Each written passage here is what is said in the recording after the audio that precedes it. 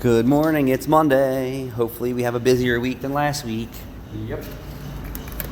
So we're doing an oil and safety inspection for one of our used car dealers.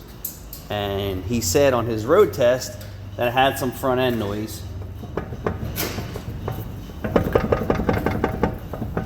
Yeah, I'll call that some front end noise. So I drove the car. The steering wheel changed positions while you're driving down the road and hitting the brakes. Shake that. Yeah, that's not a little bad, that's a lot of bad, and it's been like that for a while. So the inner and outer is wiped out. Stop, you can stop. You hear that? So that's the lower ball joint on that side. It also had a driveline vibration under acceleration.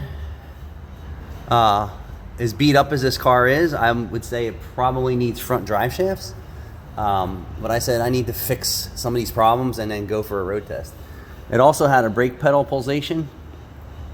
So my advice was axles, inner and outer tie rod, lower ball joint or control arm on this side, and then re-road test this vehicle. Also, the motor mounts are vibrating horrible too. So many problems with this car. I don't understand how people really don't know or not educated, or their service department's not saying, or they're declining it, but your car just doesn't get in this condition overnight. Your brakes don't pulsate. Well, your brakes could pulsate overnight.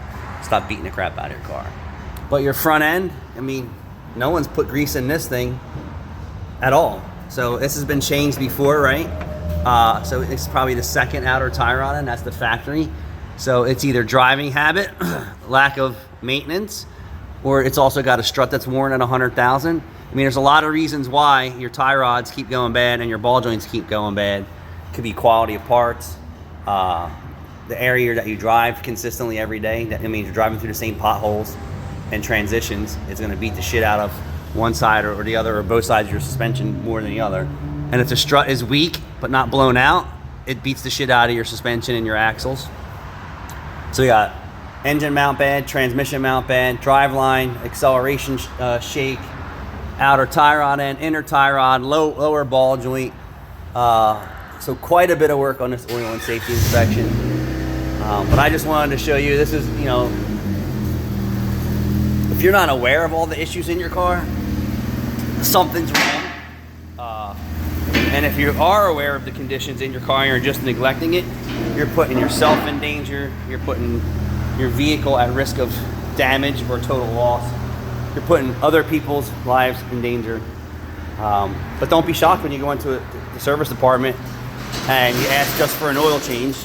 You're just asking for someone not to look at your car and not report unsafe conditions to you, that's for sure. Or, you know, potentially unsafe, or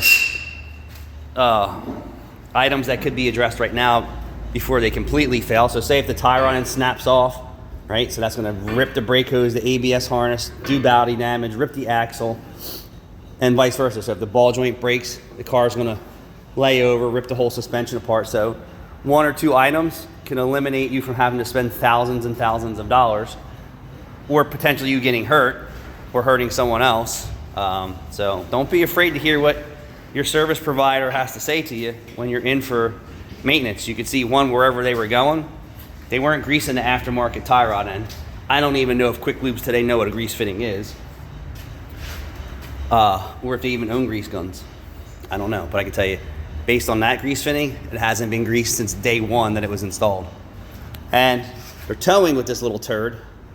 So I will tell you this little high altitude Jeep Patriot has no business towing anything.